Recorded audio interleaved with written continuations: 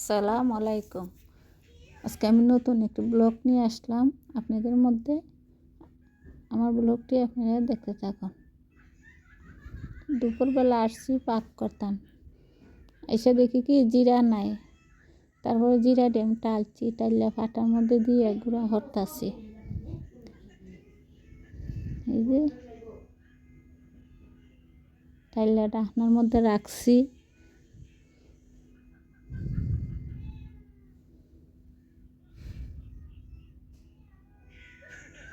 আমার ব্লগটি শেয়ার ও কমেন্ট করেন।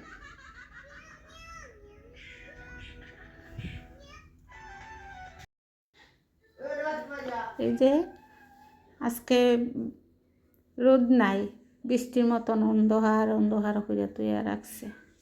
আমরা বাসাটা অন্ধকার লাগতেছে, ফল লাগে না, কারেন্টও নাই। এই যে আমি তরকারিও বসাইছি, একদিক দিয়ে জিরা গুঁড়া হরি আর একদিক দিয়ে আমি তরকারি বসাইছি।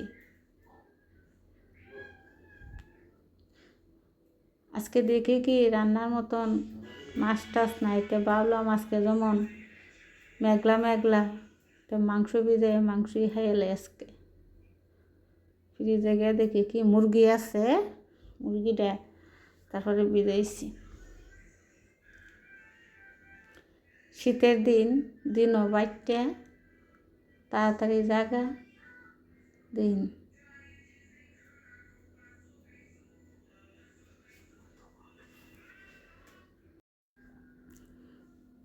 পাক টাক করে ঠান্ডার দিন গোসল করতেও ভালো লাগে না, খাওয়া দাওয়া করতেও ভালো লাগে না। চাইছিলাম কই কাপড় ধুইমু, আজকে এই অবস্থা দিকে কাপড়ও ধুইলাম না। রান্না বান্নাও দেরি হয়ে গেছে। ওই যে আমি দুই দিক দিয়ে রান্না বসাইছি, দুই চুলাত। একদিক দিয়ে জিরা গুঁড়া হরি আর একদিক দিয়ে আমি রান্না বসাইছি।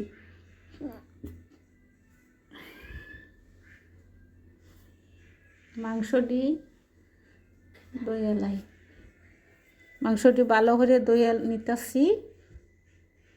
দইয়ার পরে আমি তরকারি দিয়ে দিই। মাংস একটা একটা করে না দিলে অনেক ময়লা থাকে, তা আমার এটা আমি ফ্রিজে রাখতে দিছিলাম। আগে তো দইয়ে আমি পরিষ্কার করে ফ্রিজে রাখছিলাম, এখন তাই আমি ভালো করে ধুইছি না।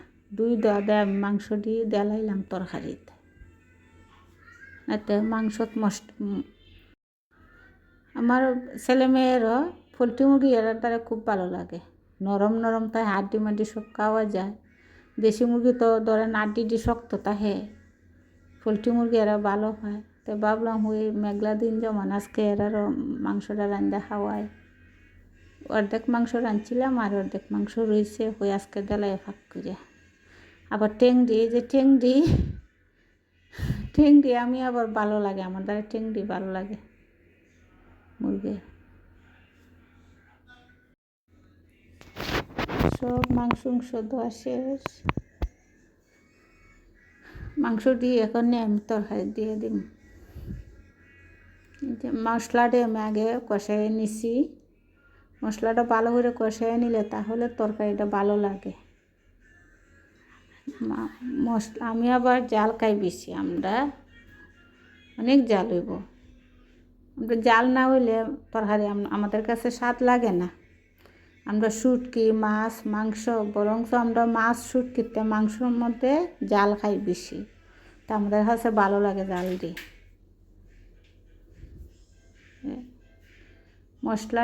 মশলাটা ভালো করে কষানো হইলে তাহলে তরকারিটাও স্বাদ লাগে। অনেক মানুষে আছে, আমি আগে এরপরে তা ওই পোলট্রি মুরগি বাইজে তরকারি পাক করতাম, এখন গন্ধ করতো। এখন কইতে তাক দেন বেশি তেল লাগে, তেলও সমস্যা আমরা করে সবারই। আবার গ্যাস আছে, ওই যে টেংডি দিয়ে দিলাম, গ্যাস আছে। এলাকা মাংসটা আমি হলো মশলার মধ্যে ভালো করে কষাই নিই গা, তাহলে গন্ধটা থাকে না। না হলে যে ওই আলু আগে সিদ্ধ দিলে, আলুটা আগে কষানি দিলাইলে তো মাংসটা লাস্টে কষানি দিলে মাংসটা ভালো করে কষানি হয় না, গন্ধ করে। এলাকা আমি হলো সবার আগে মাংসটা কষাই নিই, তাহলে গন্ধটা করে না, তরকারিটাও খাইতে ভালো লাগে।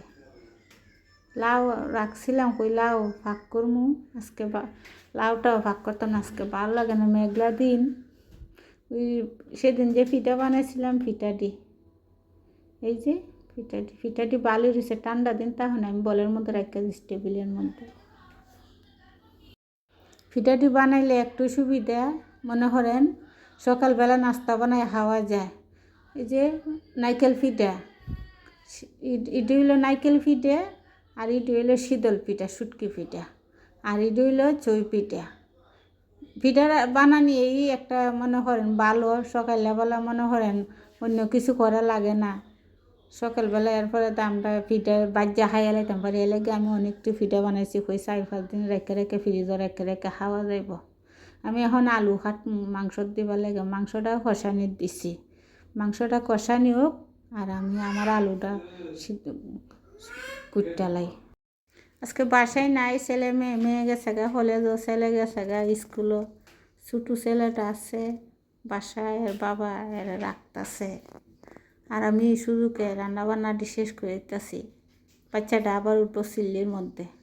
এই যে তরকারিটি এই যে আমার কষানি হয়ে গেছে, আমি আলুটা দিয়ে দিব,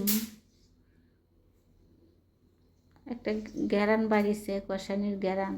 বাচ্চা কাচ্চা নিয়ে তো আর কাজ করা যায় না, যখন বাচ্চা কাচ্চা মনে করেন নিরিবিড়ি থাকে তখন তাড়াতাড়ি কাজ করা লাগে, যে কোন সময় হান্ডা উঠে কোন সময় যাওন গা লাগে, তাড়াতাড়ি বাই কাজ করা লাগে।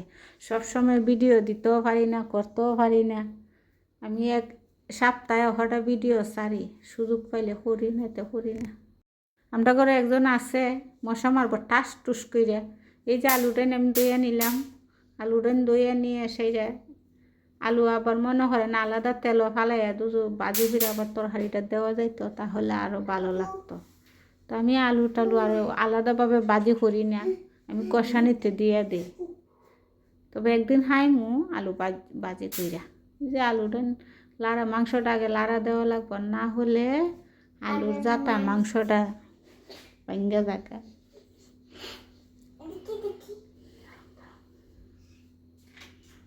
এই যে দিছি, আমার লোয়ারিটা ছুটু হয়ে গেছে, এটার মধ্যে বেশি আলু দেওয়া যায় না। বাচ্চা কাচ্চার ঘর আলু না হইলে আবার এরা ভাত খাইতেছে না। আমার বড় ছেলেটা এটা তো আলু ছাড়া ভাত খাইতই না। ছোটো ছেলে লেগে আলাদাভাবে তরকারি রান্না করন লাগে।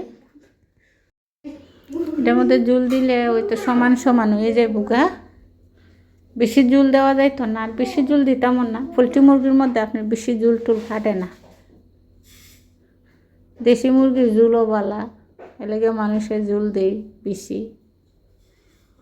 এই যে ইচ্ছা হলে আরও জুল দেওয়া যেত, আলু আর জুল সমান সমান, লোয়ারিও সমান সমান, আর দেওয়া যেত না। এরপরে ভালোই দেখি এখন তরকারি বলক না উঠলে ফুল হয়েছে। আমি বেলকনির মধ্যে ওই যে দইন্যা গাছ লাগাইছিলাম বোতলের মধ্যে, মাশাল্লাহ দিলে সুন্দর হয়েছে। এইখান থেকে আমি ভর্তা খাইলে এইখান থেকে নে ভর্তা দিই, চা পাতা দিছি। এই যে নাগামরিচের গাছ লাগাইছিলাম, ওই যে রোদ নাই, কাপড় রোদ দেওয়া রাখছে, মাঠের মধ্যে রোদ নাই, দেখছেন অন্ধকার করে রাখছে।